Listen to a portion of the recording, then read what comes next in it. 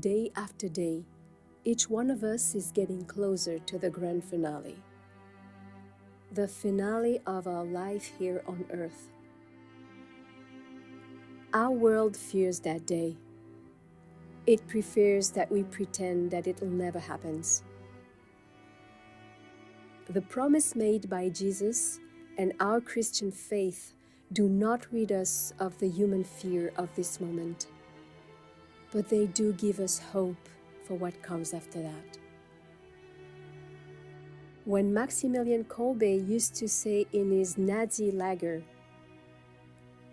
"Live as though this day were your last," he was not calling for indifference, nor for an inner flight from the world, but to live the present moment with trust in God's presence, thus preparing to meet Him.